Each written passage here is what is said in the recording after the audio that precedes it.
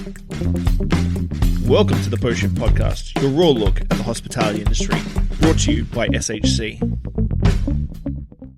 What's happening, Post Shifters? Welcome back to another episode of the Post Shift Podcast. Of course, I'm your host, Shawn Soole. Today, we've got one of the most animated personalities in the hospitality industry right now, Danil Nevsky from Indie Bartender and if on Instagram as cocktailman.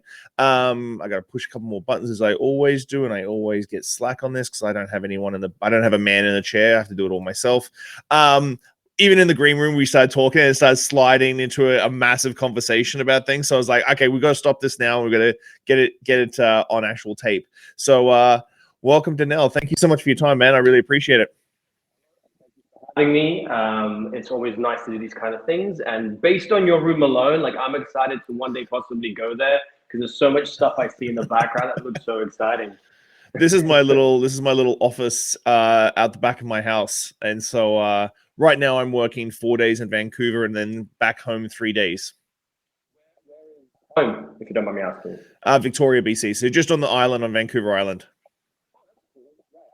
Well, you're in for a good time. 50 best. Sorry, no.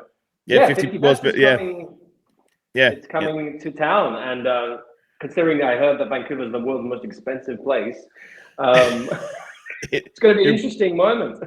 Really is. So let's kick it off. Like, how did you get your start in the cocktail industry?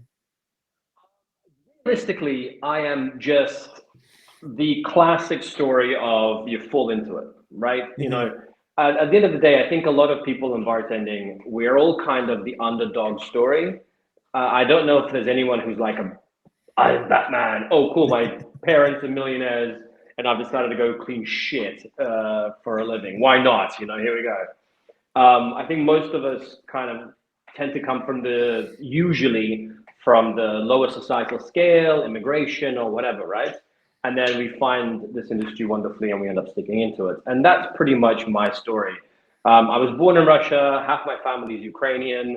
By the time I was 7, I've lived in both countries. We lived on the border of Ukraine.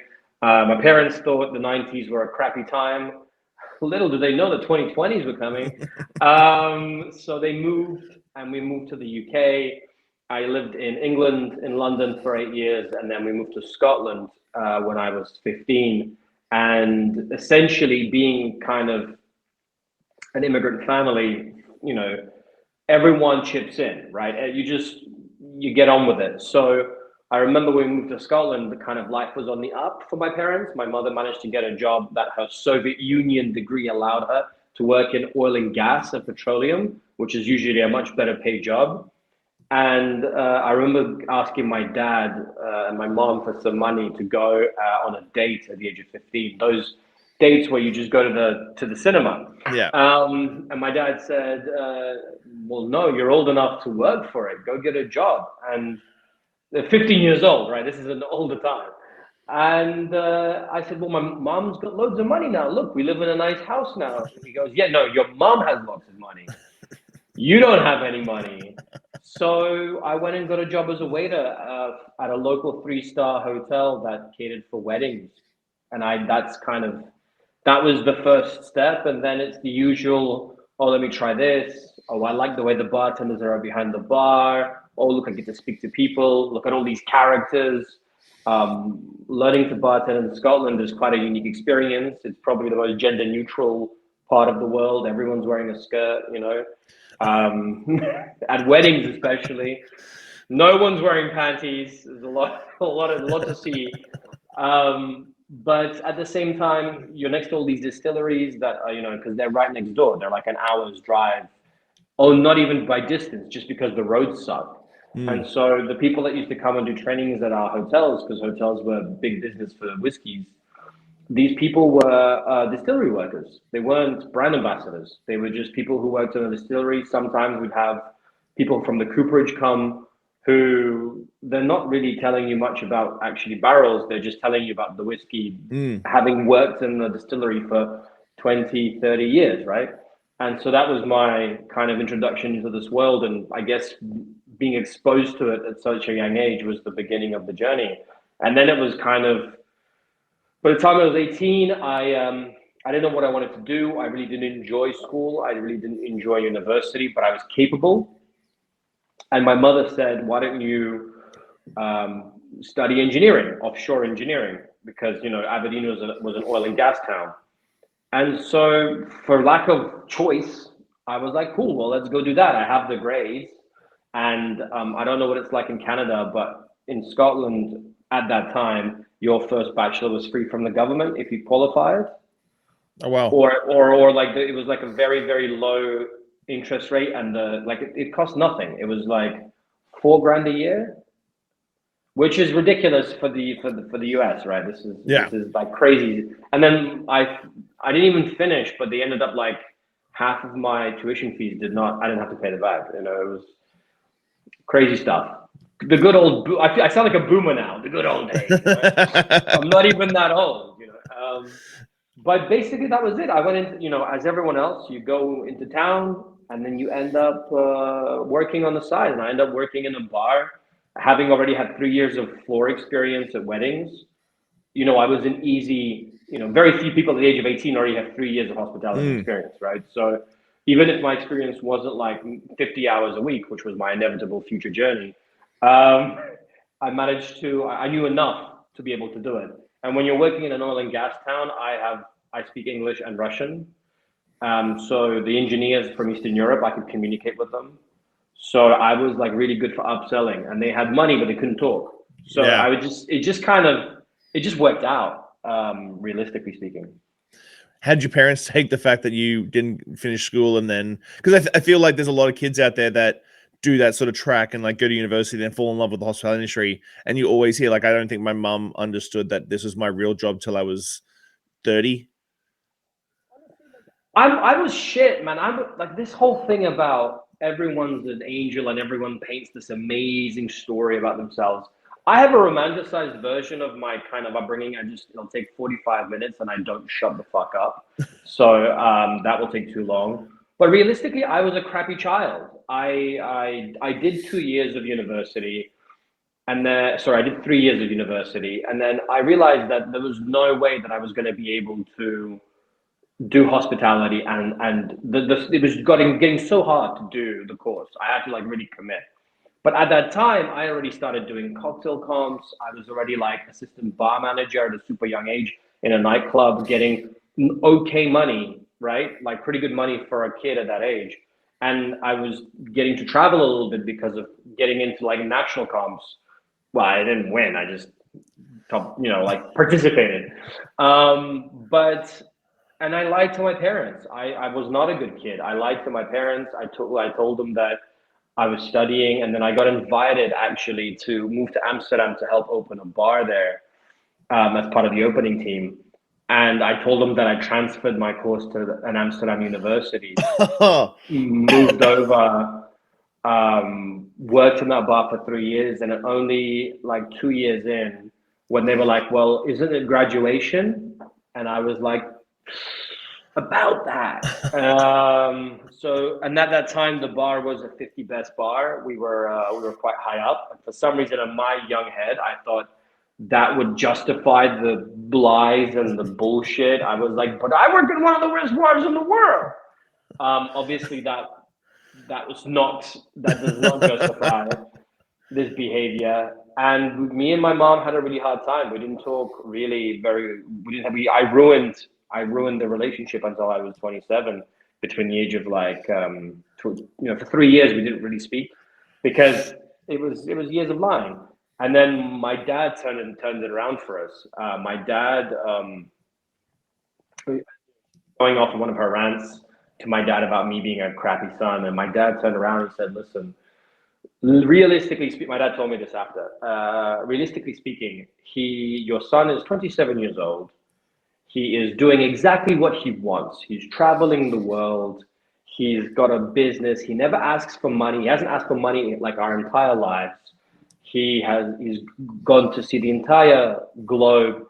He's happy, and he's the only son of 4 sons that is fully independent, right? And whenever it's your birthday, he always comes every year, regardless of where he is, and he's always there. Every other son we have is much more annoying and hassle and difficult to deal with, and he is, why are you giving him so much shit just because he didn't get a degree like you're pushing on all your kids? And she like that, apparently there was like a euphoria moment for her, and she really thought about it, and that turned it around for me. And my dad kind of turned it around. My dad not as much pressure from him to finish university. He was just kind of like, this is like a very Eastern European, like old school boomer shit. Yeah. Get out of the house, earn your own money. You're 18 now, strong like bull. Go. Yeah. To the factory with you. Go earn some cash. So you had a pretty prosperous bartending career. Obviously, you were talking about the bar in Amsterdam. What was the moment that the sort of indie bartender, cocktailman, sort of metamorphosis sort of happened from that like point of being a bartender to actually creating this sort of brand that you've sort of been building off for the last 5 years? Actually, I've had the Instagram tag since like 2012 or 13 when Instagram first came out. I like downloaded Instagram like around the time it came out, and then I was at this bar and I was like, well, I want to, my entire lifestyle is my bartending career. I have no other interests. So cocktail man, oh cool, whatever. And so I got the tag. And I've never deleted those posts. I like the idea that you can scroll my Instagram if you want to all the way back, and you can see where it started from. Like, luckily, I've always been not a weirdo. Like, so, well, that's questionable. That's questionable. That's questionable. But I mean, like, I've never had, like, some people have like those like racist tweets and some shit. Mm-hmm. I've never had that simply because I've been an immigrant all my life, and my parents were fairly like liberal, I would say. Like, we didn't have any, like, I didn't have weird upbringing. So in that sense. And so I don't have any weird shit in my past that I know of that you can find. But I do like having it there because whenever I feel like imposter syndrome, or whenever I like to scroll back and just see where it all started. Mm-hmm. It also reminds me how thin I used to be, and I always thought I was fat. I used to look really good. So I've had the tag for a long time. And then in 2016, I met a guy called Eddie, who was the owner of this thing called Cocktails for You. It's an Instagram and Facebook page and platform, if you want to call it. And we met at a cocktail comp, and I just left the bar. And so I was going to go do this traveling thing, this completely self-funded project called the Vagabond Project, which is, no one remembers the name except me because nobody gives a fuck. Nobody gave a fuck. It was just me working for free in bars around the world for 18 months. And he kind of was the only guy who said, listen, well, why don't we team up? I have this page. It's huge. And why don't you become like sort of like run it with me, help me grow it, and we can split the revenue 50-50. And that was my buy-in, this self-funded project I was doing traveling. So I became almost like a BA. And that was the first time I got exposed to social media. It wasn't because I always treated my social media before that as just my lunch, like, or whatever. It was like everyone else. And then that's when I realized that, you're like a salesman, selling, like a door-to-door salesman. It's 2017. Instagram and social media wasn't as industrialized as it is now. So I was like, cool, we have 200,000 followers. Maybe you want to sponsor us. And then it just became trial and error, which is the same as being a bartender, or a barback. You make mistakes, you learn from them, you don't. And everything really had changed, like for everyone else, unfortunately, for like COVID. COVID came, I just sold my shares in Cocktails for You. I had a bit of a payout, and then COVID hit me. That payout was meant to go towards a deposit on a house. I was meant to become a homeowner, and it became a safety net for the pandemic. So no money for 12 months and just living off this cash. And instead of making sourdough like everyone else, I had a camera, and I had a computer, and so I started making content because the job I had lined up obviously got canceled. So I was like, all right, cool. All I have is my brains and I have this camera. Let me just share whatever has happened in my life. And I already had 8,000 followers at that time, but that was just because I was the co-owner of this bigger platform. So it was like trickle down from that. I started putting out content 3 times a week, which became 5 times a week, which eventually became 7, 6 times a week. And that's kind of like the metamorphosis. And then indie bartender is basically I'm a product of indie bartender. Cocktailman is kind of, I sell myself as a product of that company. This is more like legals, right? So indie bartender is the parent company. And the initial idea was to create this, you know how the word influencer, we understand what it means now, but it's an icky word a little bit, but we understand what it means. I'm an influencer. It doesn't mean you actually are influential. It just means you have a large social media following and you sell that shit. That basically. But 10 years ago, influencer was kind of like, what do you do? What is exactly your job? And so the idea was that indie bartenders or independent bartenders, the initial idea was, well, what if we create these people who have like certain skills and talents within the bar industry, and then instead of creating brand ambassadors whose job is to sell the brand, we create kind of like this idea of like almost like athletes for Red Bull, right? You do the thing that you're good at, but you're wearing a Red Bull jersey. So indie bartenders was kind of that was the original idea, to be the trial for that business model, and then create a whole potential like role for bartenders that doesn't involve operations, corporate, or consulting, right? The independent bartenders. And it's social media heavy because you have to promote yourself on social media.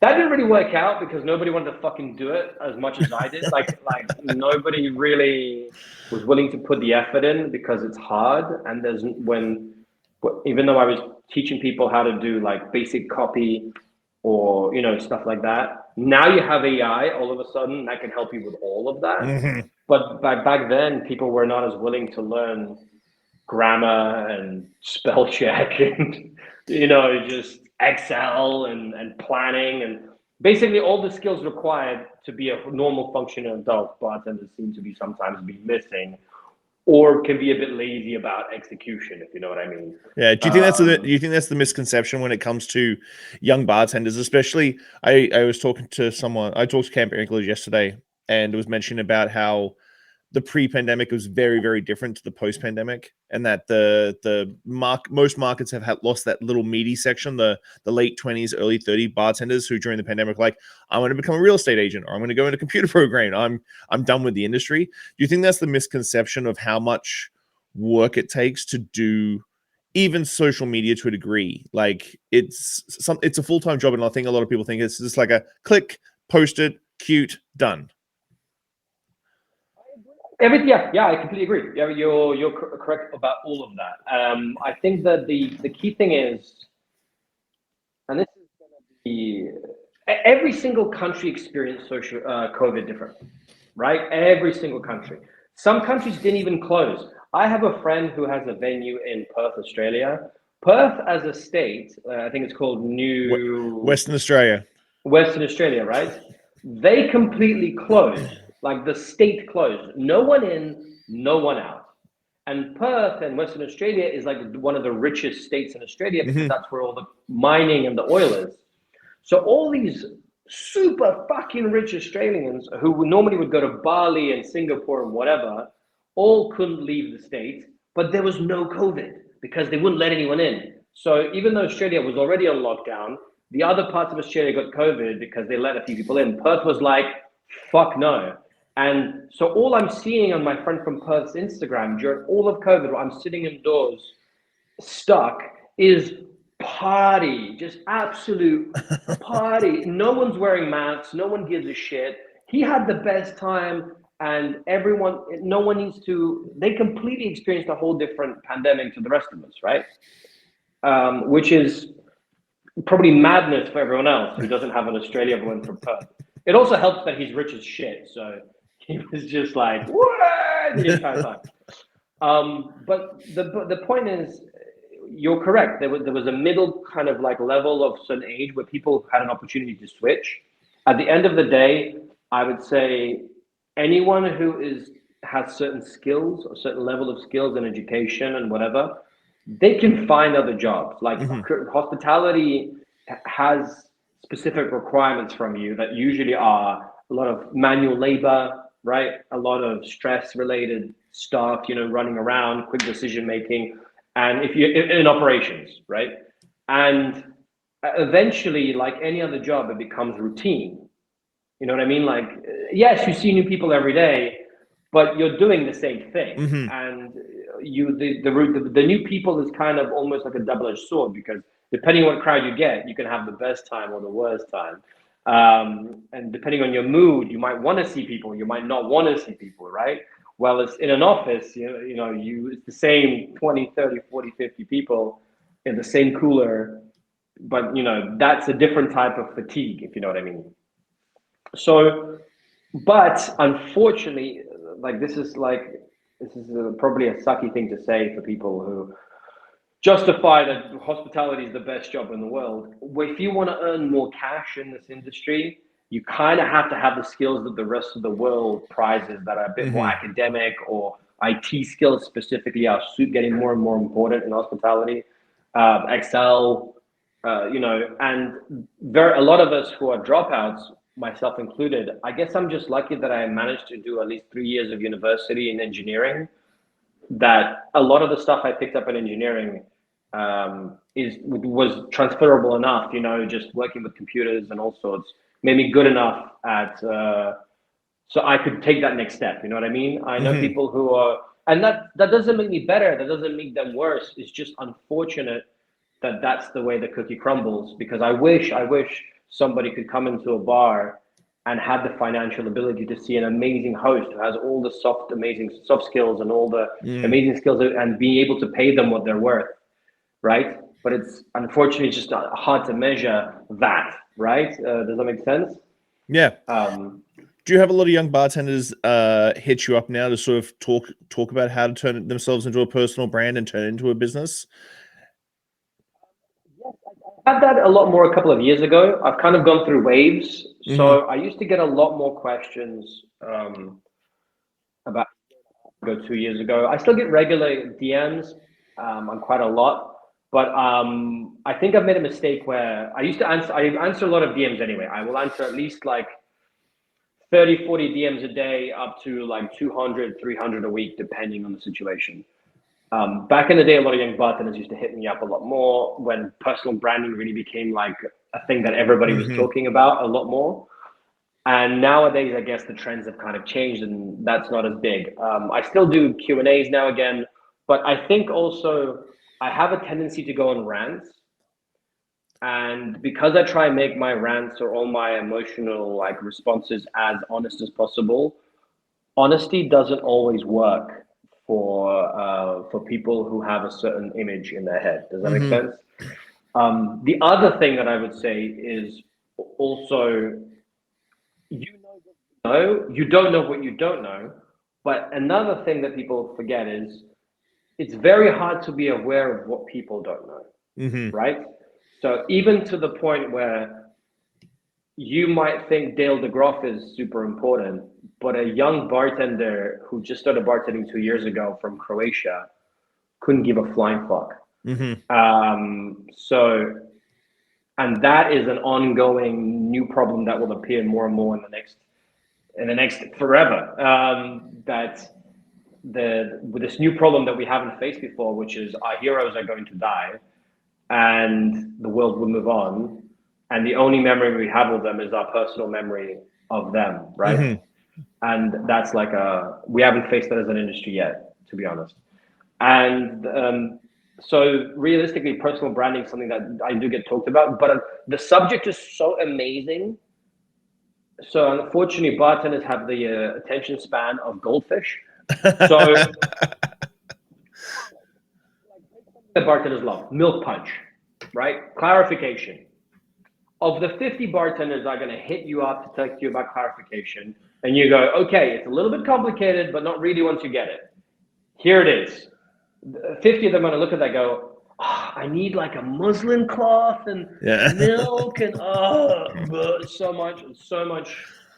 much hassle, bro. You know, like, fuck, I can't just go and be excellent.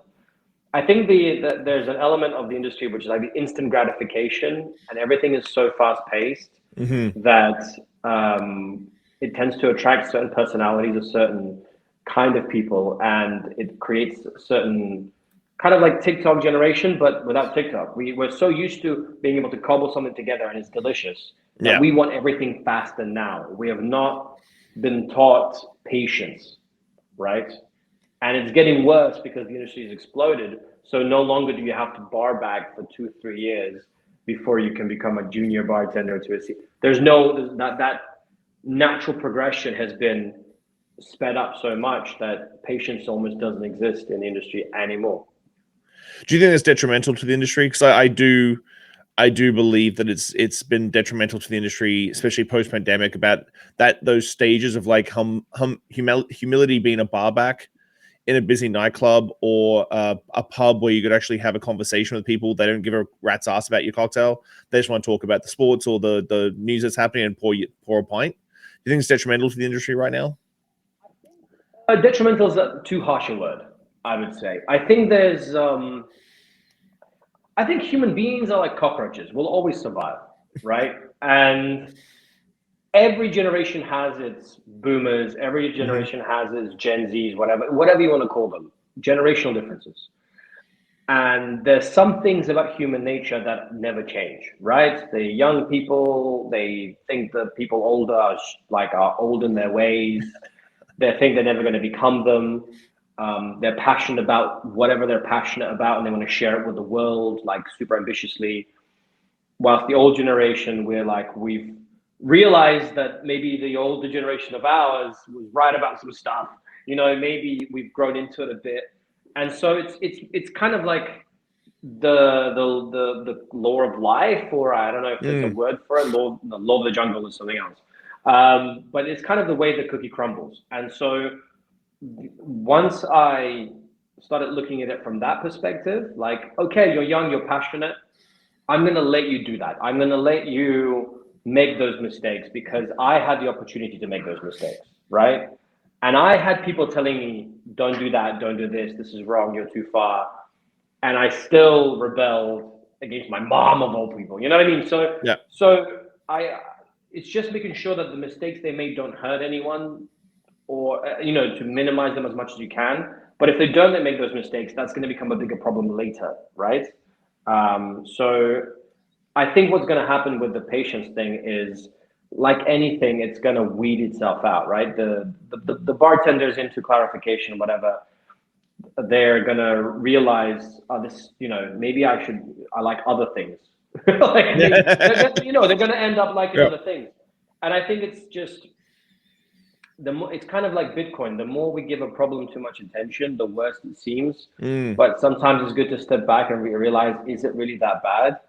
One of my favorite things that I like doing nowadays, because I've just been on the road to the same bar show so many times, if there ends up becoming a situation that I have like a little posse, which doesn't, I'm not saying that this happens all the time, but if it does, if there's like a little young posse, I try and be like, oh, you know what? I'm going to try and expose you to cool shit while we're here, that's not necessarily bartending related, but I'll listen to your bartending ambitions at the same time.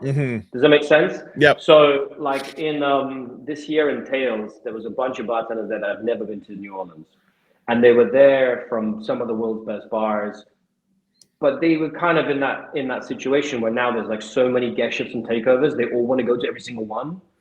And I'm like, motherfuckers, we're in New Orleans. Like, let's go to this jazz bar. Let's go to where, like, the Sazerac was invented. So what I did was I gathered like 5 or 6 of them with another friend who was an older bartender. I said, listen, we're going on a classic bartending tour. Well, I'm going to take you to the places these cocktails were invented at. Does that sound cool? You're going to tell all your friends. They're like, where they invented all these classic drinks? I'm like, yeah. Okay, cool, let's go. And then we'll go to that takeover you really want to go to from that bar. They're like, okay, cool. And on the way, of course, we're walking past some classic joints that are nothing to do with anything, like Aaron Rose. Yeah. And we're going in there. And then the next thing you know, we didn't even finish our own tour. We only got to like half the bars, but we're having so much fun. We end up having a shark attack, which is like the world's most awful drink. Yes. But it's so much fun, you know? And so at the end, they didn't even give a shit about the takeover from that 50 Best bar because they were actually enjoying life and actually enjoying New Orleans the way it should be.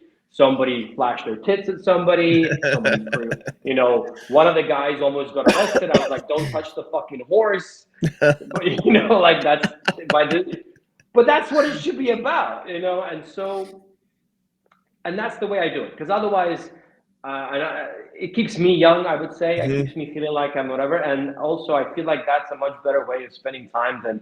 Sometimes I have a tendency to be a grumpy, cynical son of a bitch, and then some of my other grumpy, cynical, same age bartenders will sit and be like, these young bartenders with their blah. And I get it. I love it. I do it all the time. But you know, sometimes it's good to be away from that, because it's the same 10 star tenders I talk to with the same 10 fucking conversations. I'd rather listen to this guy from Australia tell me a story and watch him have a shark attack, something that his boss from his 50 Best bar would think would be the most horrific thing that you could possibly do. Whatever, man. Like, that's more fun to me.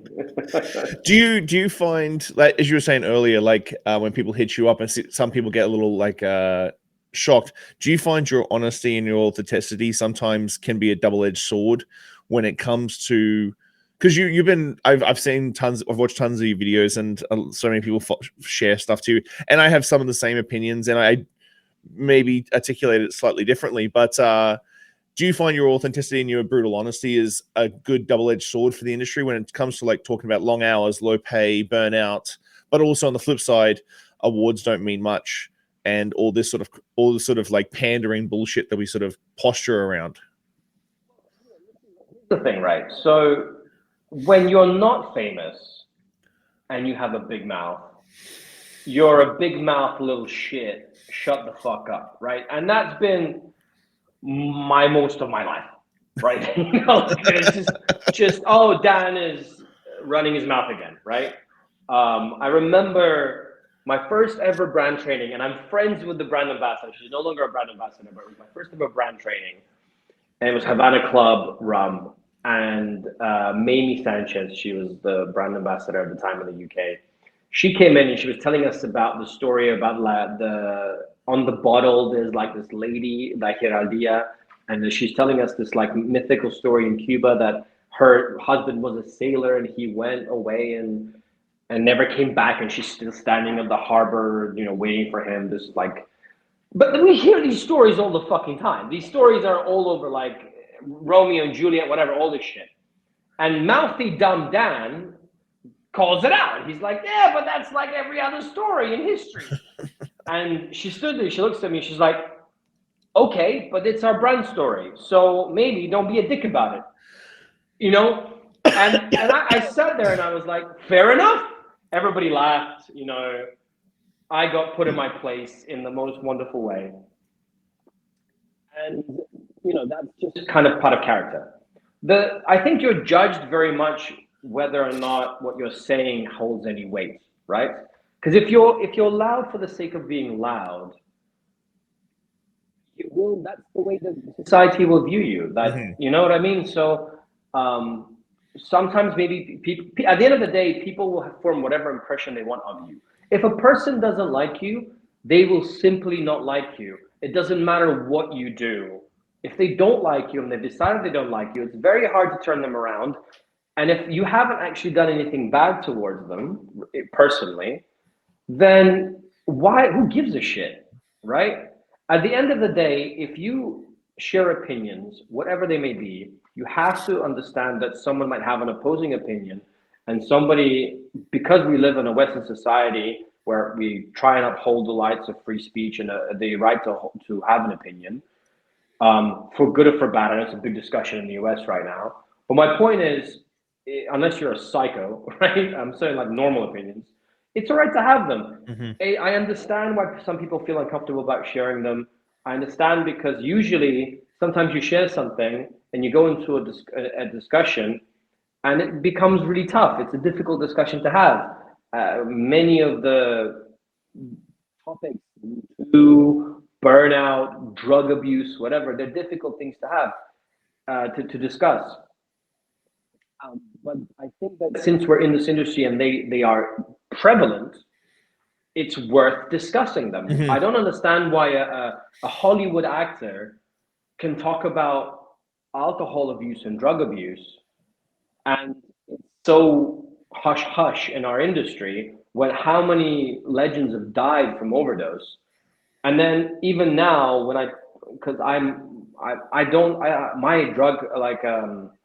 my approach to drugs is do whatever you feel like you want to do. It's your body.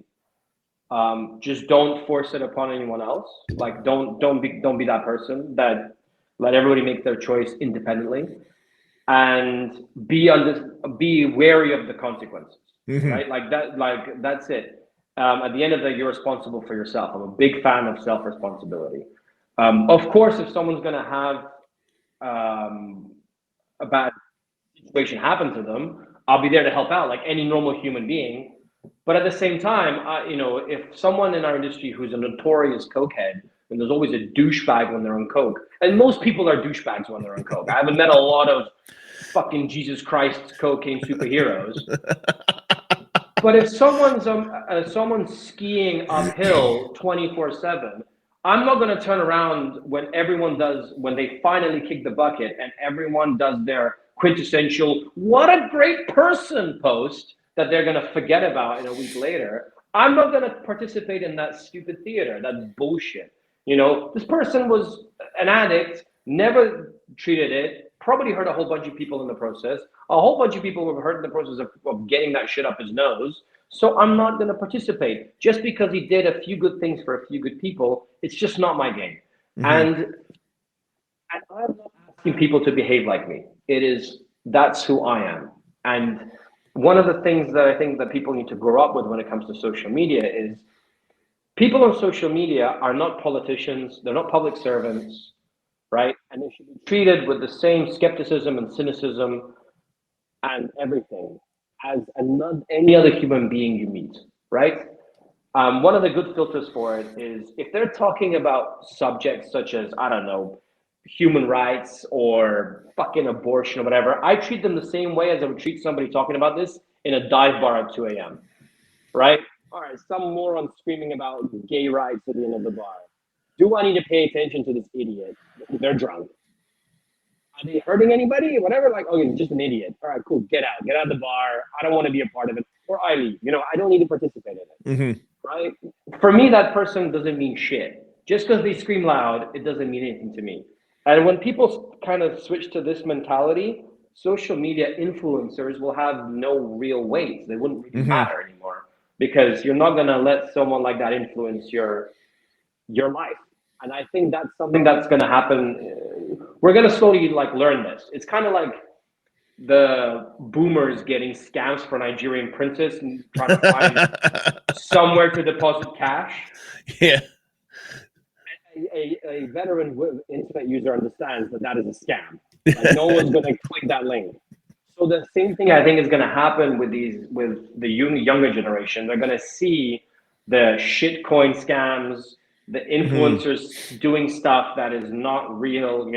You saw it with the LA fires. People already topless, t-shirt, like 6-pack. Yeah, LA fires. This sucks. Dude, get the fuck out of the fire. And put your shirt on, and so that's it. So that's how it's gonna get treated in the future, and I think that's how I view it. I don't even know what the question was anymore. I'm just kind of wrapping it. We got there. And let's change up gears because you have traveled the world. And what are the countries? And you did post something recently. And this is what we're talking about in the green room about the countries you're looking forward to seeing explode in 2025. And you did mention Canada in that post, and I appreciate that. I've been here for almost 25 years now, and been cracking really hard on cocktail culture in Canada and in Victoria and Vancouver since 2009. So I've been doing this for a really long time. So I am very realistic that we're a small market, even though we're a massive country. We're a very small market with the same population as California, and we're a huge country that takes 6 to 8 hours to travel from one side to the other if you want to go traveling from Vancouver to Toronto. So what countries are exciting you for 2025? Well, yeah, I did a post about this for sure, and I want to touch on Canada a little bit. We know Canada is not new to the table, right? Canada has had, especially Vancouver, from what I learned from Lauren Moat from an interview I did with her, that it was kind of like a lot of chefs moved there back in the day, almost 25 years ago. It was a huge food movement. And with that came drinking culture, et cetera, et cetera, et cetera. Toronto, Montreal, Vancouver, all in their own time, in their own pace. But they're, because you all speak English, I'm not going to mention Quebec, I don't know. But you are exposed to the same information sources that we are in other English-speaking countries. So, you were aware of the cultural renaissance of New York City and San Francisco, et cetera, et cetera, et cetera. So Canada's always been there. The thing that's happening now is, I think, considering that world class has been won by Canadians so many fucking times, where kind of the situation is, I know it's a small market, like you said, but I think that with 50 Best going there and simply the amount of people that are going to end up in Vancouver, and then chances are they're going to visit Toronto or Montreal or maybe even Quebec as an opportunity, even though it's not, if you're traveling 18 hours from Singapore, a 4-hour flight is fine. Mm-hmm. You know what I mean? It's not a problem. So I think you're gonna get a lot of eyes on Vancouver for sure. Everyone's gonna be there. There's gonna be 50 million gas shifts and 50 million events, but people might end up checking out the country a little bit more. And I think that will bring attention to some extent. I think it's hard to pick a new country every single year that's going to be exciting. So for me, it's a very biased list. It's either places I really want to see myself, mm-hmm. or I'm hearing a lot of buzz about, or it's places I visited and I'm like, okay, there's something happening here. Sometimes I completely missed the mark. This year, one of the countries that I'm looking at is Turkey. I visited it last year for the first time in my life. Actually, not at the airport, just being in the city. Istanbul is full of a lot of young people between the age of 20 and 40, like that key demographic of drinkers going out, whatever, 25 to 35 actually usually. And they're drinking alcohol, even though technically it's heavily taxed. It's a Muslim country. They're super outgoing. The country went through a huge financial economic crisis. So the rent is super low. So it's kind of like it's rife for young people to go out, to be outside, to be creative, right? There's a huge food culture that is like spices and all sorts. So Istanbul used to be Constantinople. So it has, and I saw so many people drinking natural wine, craft beer, cocktail bars everywhere. We've never heard of them, even though they're right next to us in Europe. Mm-hmm. But they are into it. They've bought the equipment. They started experimenting. It's live. The only difficulty thing is nobody speaks English. So it's a closed market. It's for Turkish people. They don't speak any other language, right? Of course, there are some people, but it's it's a very low level. And that, unfortunately, is what's going to be the make it or break it, right? So it's an exciting market when you're there, as if you're a drinker or like eating, you're going to find amazing food that's on par and unique as what we find in Mexico, right? The Turkish food that we think we know is nothing like what they have over there, right? It's not shawarma. That's not what they eat every day. Just like sushi is not the everyday cuisine of Japanese people. But if people, it seems like brands are willing to invest in the country. A lot of brands are going over there because it's a good place to invest. And where brands funnel their money, then bartenders come, takeovers, blah, blah, blah. And then as a result, the local bars ask to also travel. So that's why I see it as an exciting place where we might see them make a bit of a splash. But at the end of the day, if none of the local movers and shakers of Turkey at least learn a bit of English or hire somebody that does, no one in the rest of the world is going to ever know. It's information. It's information exchange. With Canada, I see a similar problem, and we got into it in the green room. I mentioned that I don't see what makes a Canadian bartender a Canadian bartender. Like, let's get into that, right? A lot of bartenders from different countries are essentially painted based on their culture and their heritage.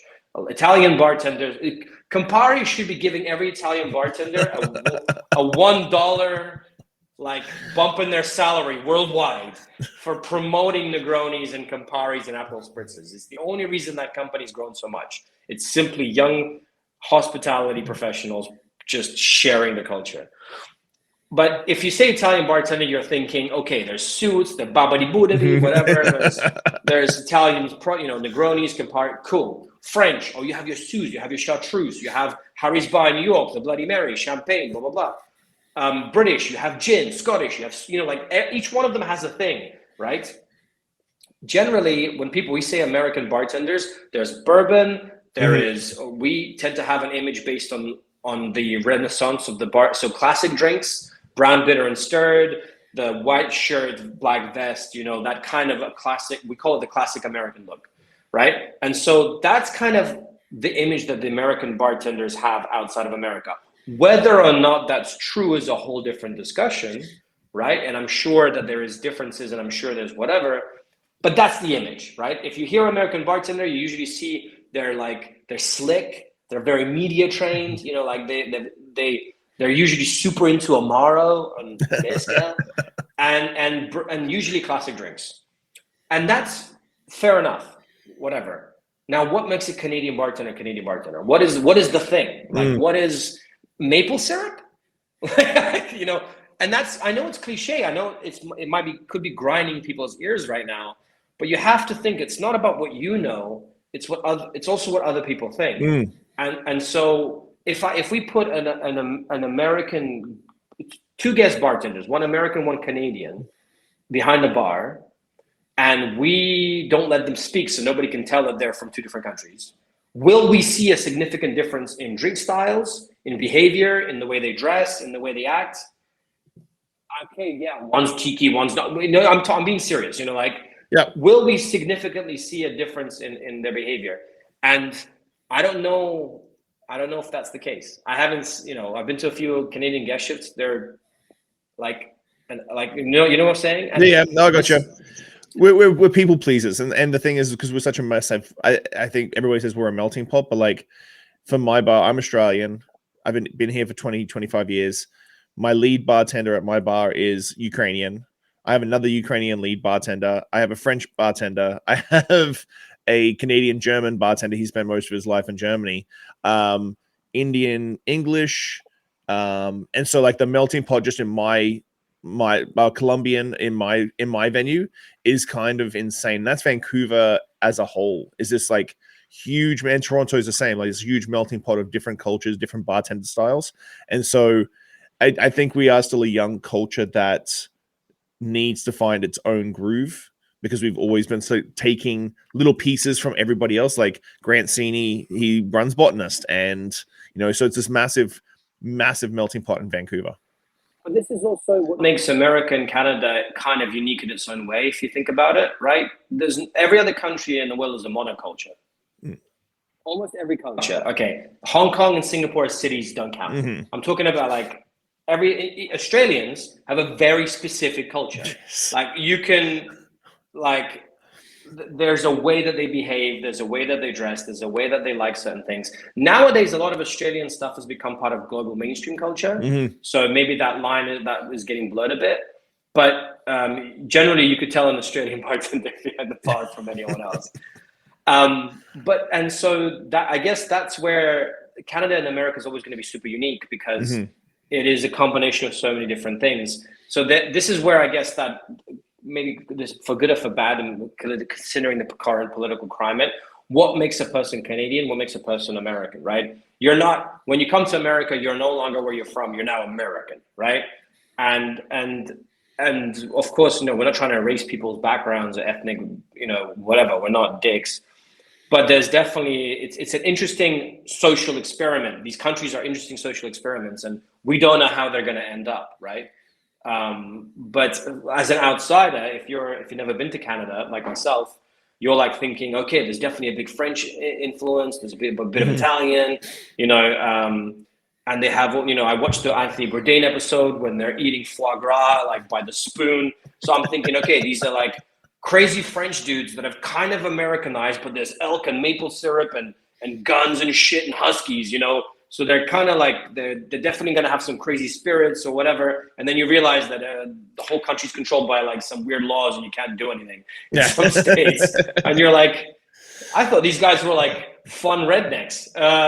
You go to the far East Coast and you start really seeing like Scottish, Irish influence. And they all speak like Brad Pitt from Snatch. So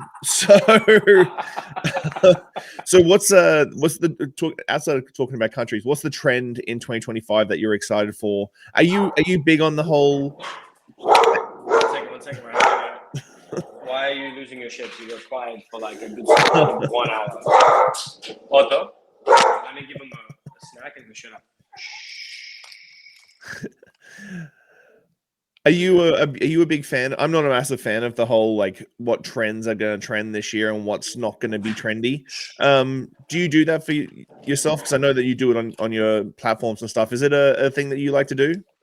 I did it last year. I did like a little thing where I picked 5 things that I thought were going to happen, and I called them out. I said industry trends, and some of them were kind of like common sense. And some of them just didn't even happen. So, for example, I thought that 2024 would be the year of brandy, right? Brandy was going to come. Oh, fuck, I wish. Right? I thought brandy was going to come back. There was a bunch of British brands, a bunch of new, like, smaller cognac houses that weren't even allowed to be called cognac because they weren't allowed to be. Sorry, man, I'm like, turn the dog. They weren't allowed to be called cognac. Spanish brandy was doing a bit of investment. If you've ever tried South African brandy, I've been lucky enough to visit a few distilleries there and been there, and it's phenomenal. But the thing is, it's like, if there's no investment from these brands into promoting the category, nothing will happen, right? And the funny thing is, a lot of these brands, it's kind of like that whole thing where they're so traditional and they're so stuck in their ways that they just refuse to work with anyone younger or new ideas. And that creates a situation where it's unfortunately, no matter how much we love brandy and we wish it was cheaper or more accessible or more people were using it, it'll take some crazy intervention from Stanley Tucci to make a difference. And that's an example of it. I think one of the things that are going to come back this year is creamy and fluffy drinks. I think that we've clarified the fuck out of everything that can be clarified.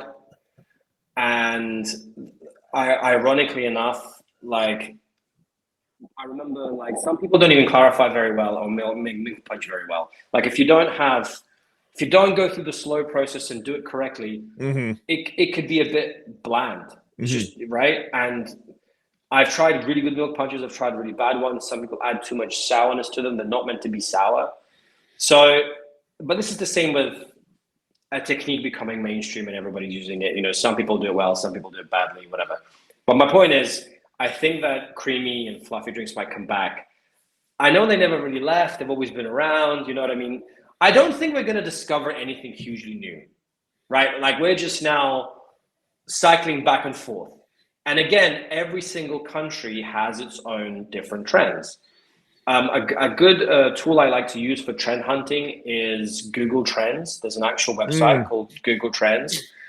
And if you look at that and you type in certain keywords, you can see what's actively trending. You can ask to even watch certain keywords and they'll email you when it's on the app. So like Negroni's Sbagliato after that interview with the Game of Thrones actress was like insane for like a month. And so I think we've got nothing new to discover. Absolutely not. Nowadays, pop culture plays such a significant role in food and drinks that Sbagliato, Tucci, etc., etc., etc. I think they're going to be those lines are going to be blurred some more. But I think that I'm personally excited about creamy and fluffy drinks. Like I remember trying the Ramos twist in Bar Nouveau in Remy's new bar in Paris, And the Ramos twist was like Greek yogurt, some other stuff. Everything you can buy off the shelf, no homemades. And it was phenomenal. It was delicious.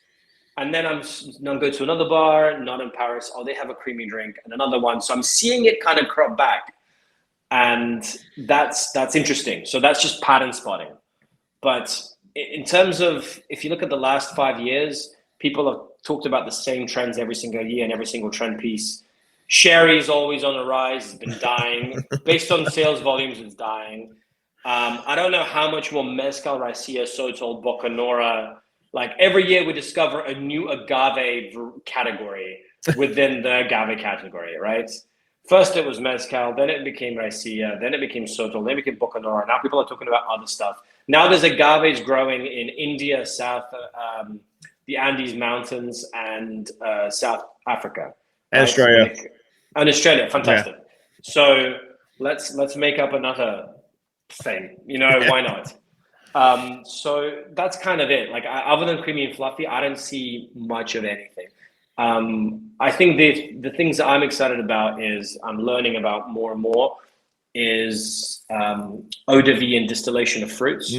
So there's a distillery in the UK called Capriola's Distillery, and they're like really like not kilometer zero, but they only get fruit within vintage from the local area. But where I realized why that 250 ml of the eau de vie is worth 150 Canadian dollars is because the ratio of fruit to spirit they use is so high. Oh yeah. That the amount of flavor in the eau de vie is crazy. So only 5 ml of that eau de vie is used in a drink in Remy's bar in London, and it's so flavorsome. So it's not about the quantity, it's about the quality. And then the flavor. And so nowadays, I'm looking into what other distilleries are possibly doing this or could be doing this, or what is out there. The other things that I'm personally researching that I know that might be, they might be interesting is enzymes. I think enzymes are finally making their way into drinks more and more. We have a company here in Catalonia that sells enzymes that are food grade that I have been playing with as well here in the lab. And that opens up a whole new. I've been following you enzyme work. I like a lot of it, the amylase and all that sort of stuff. I think I agree. There's a whole bunch of stuff that needs to be looked at for enzymes. There's so much stuff you can do and different things you can make with it. For me, it was like the carrot one was amazing. Like I've always struggled with using fresh carrot juice. You would possibly add some ascorbic acid to it to keep it fresh and whatever. But with this enzyme to make this like natural flavor, and it's so bright and so delicious, was phenomenal. I found that interesting. And then the last thing is I've been getting into is freeze dry stuff. So there's a couple of good companies I found. I've just made a big order from the UK, but there's a Finnish company as well. They have wild berries that are harvested in season and they freeze dry it immediately within like 8 hours. And you can buy the powder. And I've done a side-by-side test of like, for example, even the strawberry. So you can buy fresh strawberries here from the most expensive strawberry producer I can find in Barcelona. It's like 10 USD equivalent for like a small little thing of strawberries. Then I find frozen strawberries from the cheapest supermarket ever. And I've got this freeze-dried stuff, which is like $20 for 200 grams of powder. The freeze-dried stuff added into a sugar syrup, kind of cordial, right? 1-to-1 sugar syrup with a bit of ascorbic acid has more flavor, more aroma, and better color than anything I could make with the organic super farm strawberries or the frozen ones. And the frozen one, cheaper ones, were better flavor than the fresh ones from the farm. So in my mind, I'm like, cool. You can travel with freeze dried to guest shifts. Yeah, it's shelf stable. You can just add it to, and it's what was it? 200 grams of freeze dried strawberries is like 2 kilos of fresh. But they're harvested when they should be harvested in season, and they taste phenomenal. And you can get so many other flavors and so many fruits that you normally can't get. For example, gooseberries. This is very geeky bartender like chat now. I went from philosophy down to like, here's little ingredients I'm into.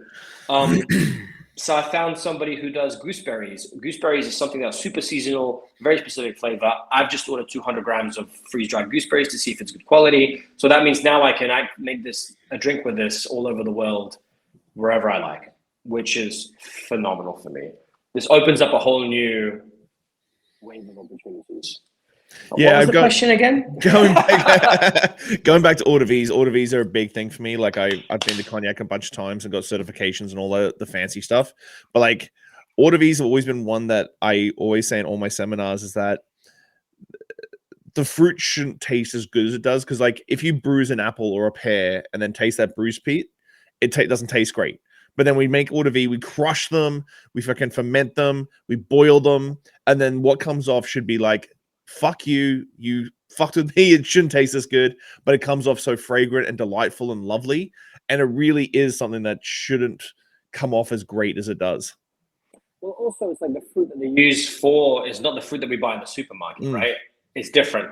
And then I guess what it comes down to is flavor hunting. Like that's never gonna go out of trend, but I think that it's something that we should pay more attention to. And I just remembered one thing, which I think is going to be talked about a lot more in the coming year: perfume. So I had a masterclass I went to, which was a bartender and an actual perfumer. They did a seminar, and what they were talking about was they were actually teaching you how perfume houses talk to each other. So it turns out that there is a language they've created for perfume, and it's complicated. It's equally as complicated as sommeliers. And they created a language how they describe flavor, and they separate taste and flavor. So, for example, what is the flavor of sweets? It doesn't have a flavor. That's a taste. But they've actually see what I'm saying? And so they're talking about aromatics only. So they've created this like alphabet of what they call flavor, and they specifically talk about smell and organoleptic flavors. And it was a Jameson sponsored thing. They basically gave us Jameson Black Barrel, and they showed us how through all these like 12 different categories of perfumes, how you can make a delicious drink with Jameson Black Barrel and how it pairs with a bazillion different things just through aromatic pairings. Pairings and contrasts. They did both. And I sat there and I was like, I feel like I'm getting schooled right now. All my knowledge of drinks and everything I thought that was smart. I never thought that you could do so much, right? I just felt like a child. It was like being born again.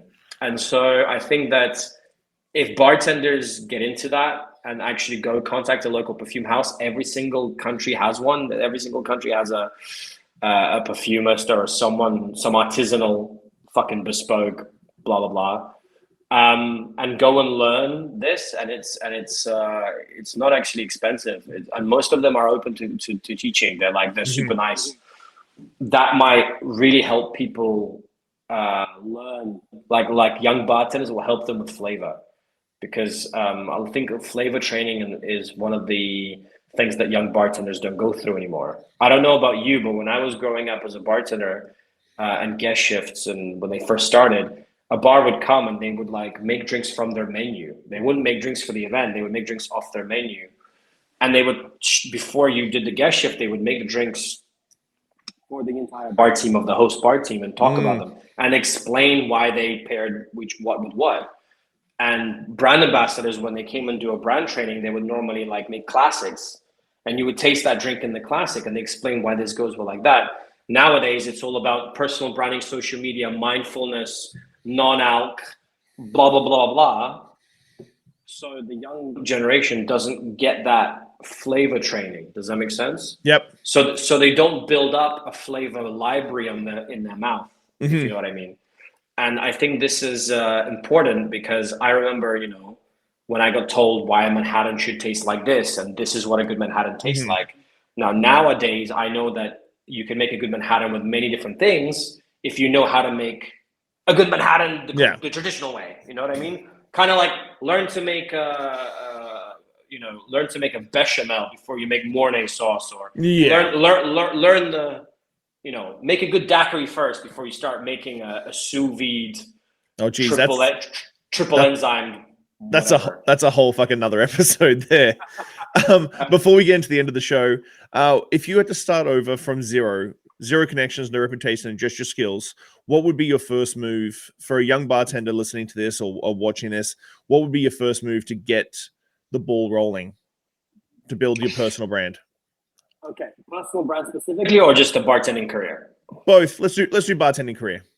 All right, so they're interconnected, right? If I just spoke English, right, that's it, and I had a good Western passport, because you're in Canada, I have a British passport, whatever, right?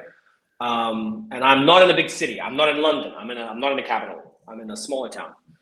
First thing I would do is, and I've just started bartending, so I'm not, I know the industry, but I don't know the industry. First thing I would do is I'd be like, okay, cool. I am just a bartender. I have ambitions of getting better. So I might want to be a head bartender, a bar manager, or something one day. Great. That's the first thing. Identify my weaknesses, right? What am I not good at? And then also identify, what do I like, right? Do I want to manage people? No, cool. Creativity all the way. Do I want to run different venues? Yes. Cool. What kind? Pubs, nightclubs, cocktail bars, right? Define, ask yourself some questions that will identify your strengths and your weaknesses. Okay, cool. I don't know shit about classic drinks. Let's fix that. Can I buy a book? Can I take a course? Can I go and get a job in a bar that's classically minded? Let's turn that weakness into, like, at least solve it, right? Mm-hmm. That would be the first thing. The second thing is I probably want to get paid better, right? So you go to your person who's your boss and you go, how does that happen? What do I need to learn so I can get paid better? What needs to happen? See, I'm not telling the young bartenders what to do. I'm telling the questions they need to ask to find out. And let's just say I've done that. And so then let's say my answer is I want to work in a 50 best bar, which a lot of them do. I want to win awards.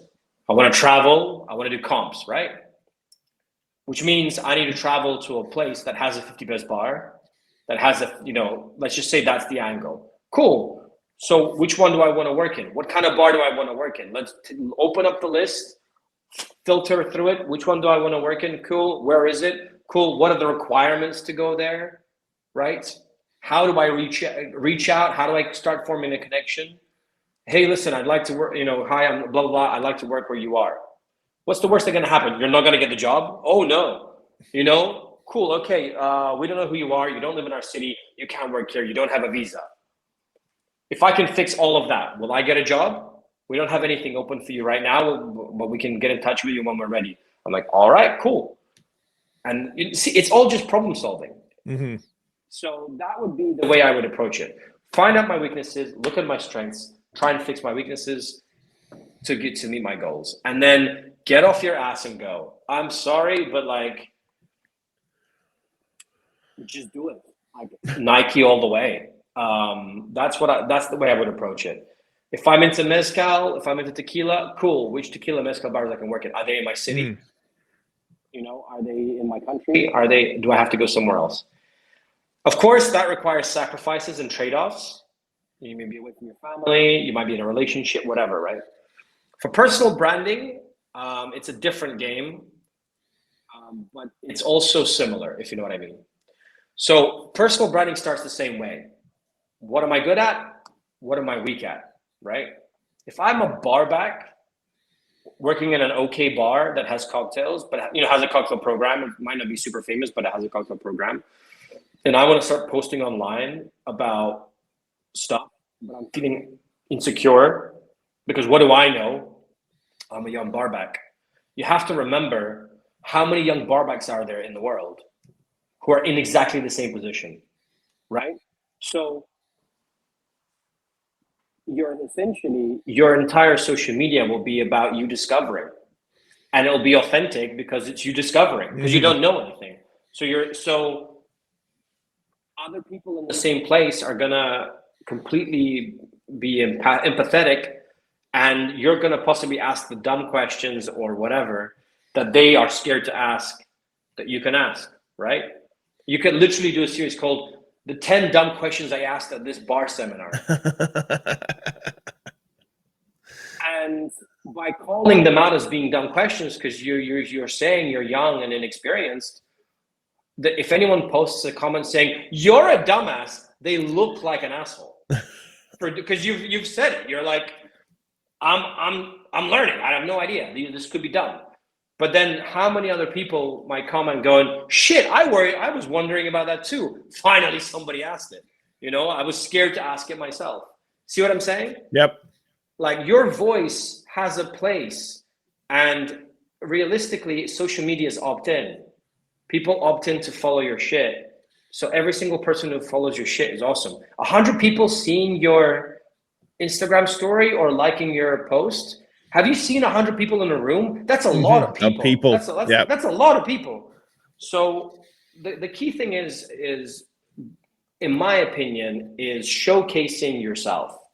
And you have to remember is, if you really want to understand if you're doing a good job, show it to your mom or your grandmother, right? And go, what do you think of this? And if your mom is looking confused, so is another person. Or if you're, like, she's like, what are you talking about here? I don't understand. Cool, I haven't explained it correctly, right? Oh, where are you here? I don't understand. I can't see what's going on. Oh, I'm moving the camera too much around.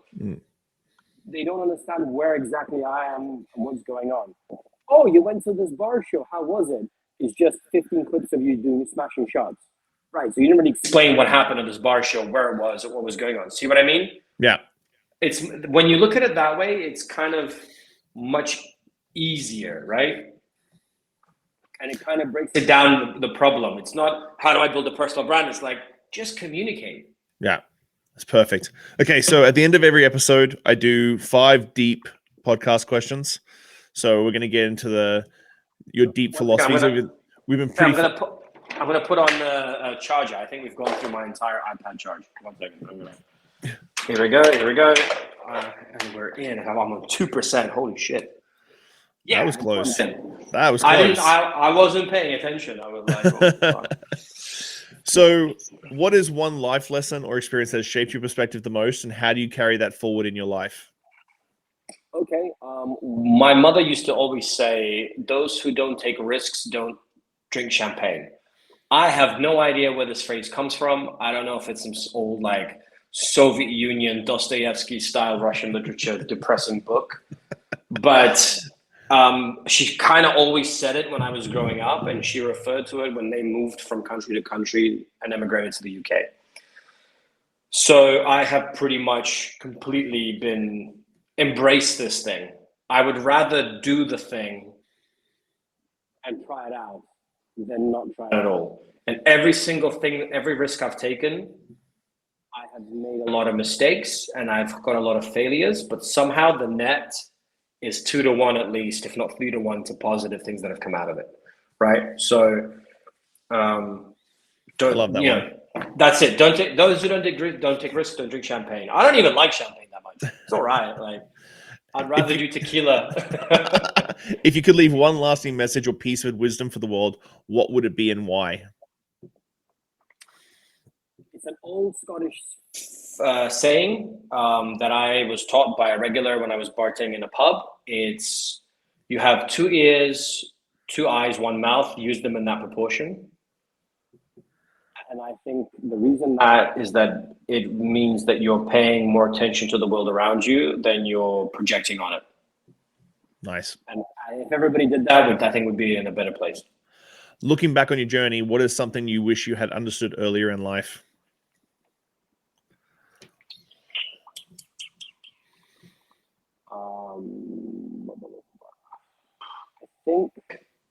I think this one's cliche, but it's that you're enough. Like it's okay. Like you are exactly where you should be, and it's fine to be there. Like you are enough as a human being. You don't. No one else matters. No, not in a douchey way. Like it's okay to be who I am in your skin. It's fine. Like, does that make sense? Yep. For someone out there, you're everything. And so learn to love yourself as much as the way your mom loves you, hopefully. How do you define success, and has your definition of it changed over time?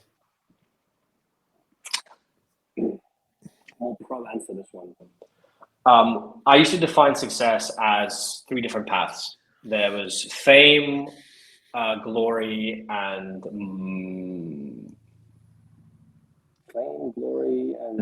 fuck. Like you can want to be famous, so that everybody knows who you are.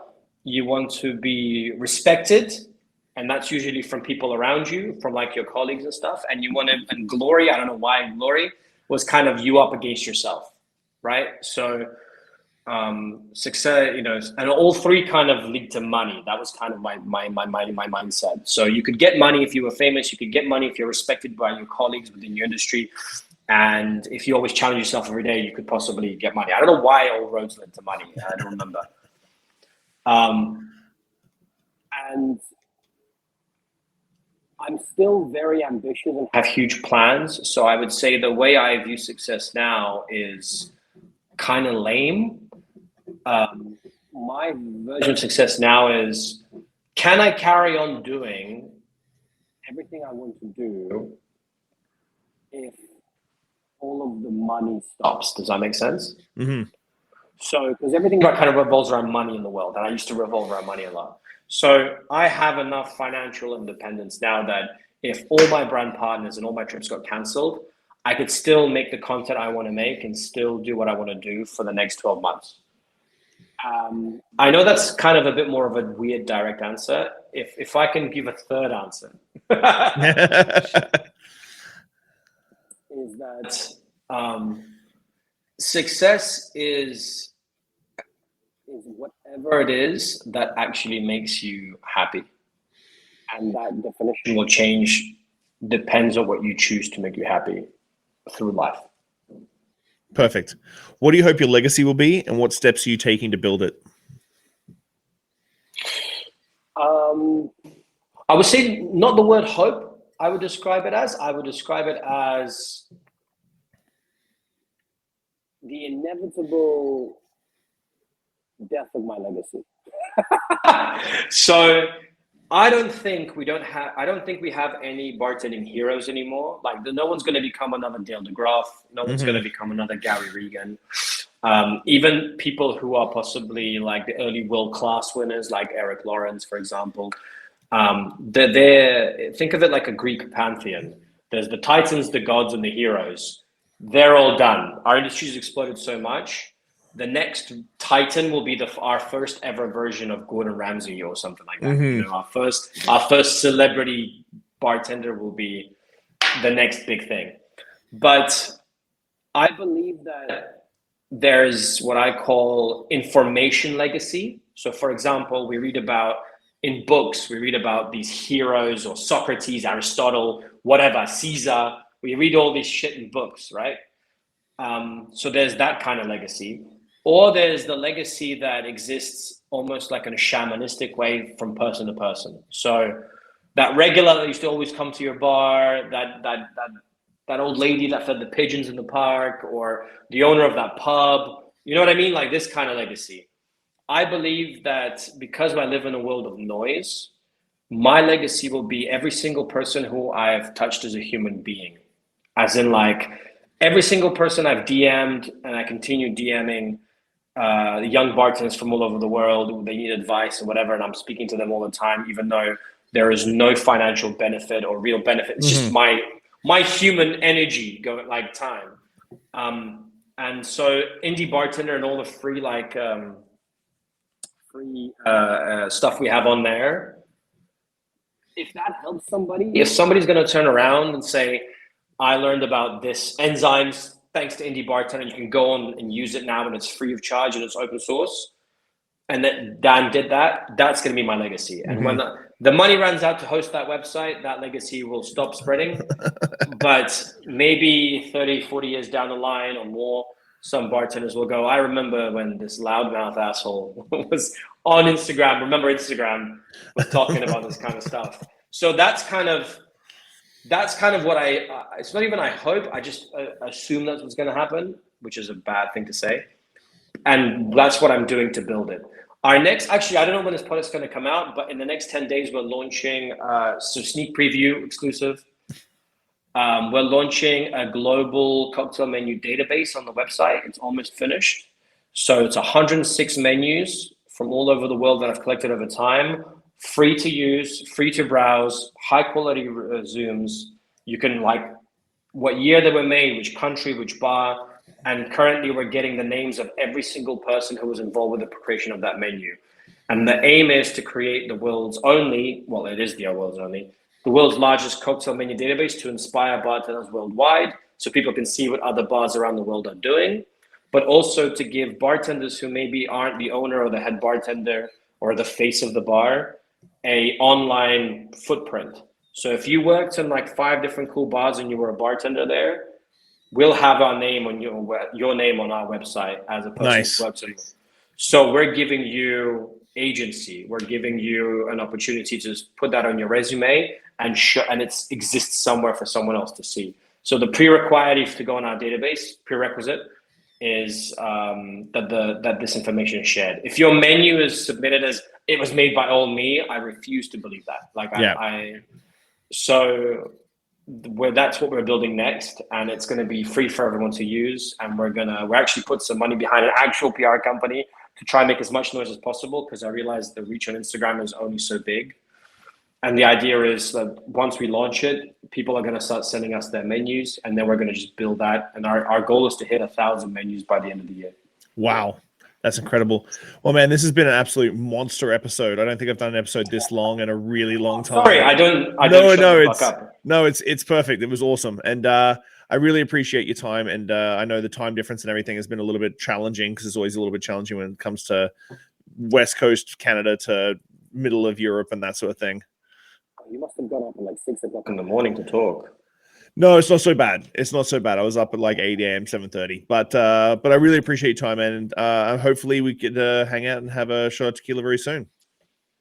Hopefully soon. I will not be coming for 50 Best. I'm so sorry. I wasn't even invited, so it doesn't really matter. But there is plans to come to Vancouver with Florida Canya at some point, because they're one of my global friends. Yep. Pending. So let me work on that. And if that happens, we're definitely going to drink tequila, not champagne. Yeah. Well, enjoy the rest of your evening, man. Thank you so much again. It's been an honor. Thank you for having me. And looking forward to the episode. Thanks, buddy. Appreciate it. No worries. Bye. Thanks for listening, Pose Shifters. Well, I hope you enjoyed that episode. I really enjoy sitting down with friends and peers and just chatting about the industry and getting down to the nuts and bolts of what's really going on out there. Make sure you like, subscribe, comment, everything on all the platforms. Just hit it up and I'll do my best to answer any queries or questions you have. I'll see you next week, guys. Bye.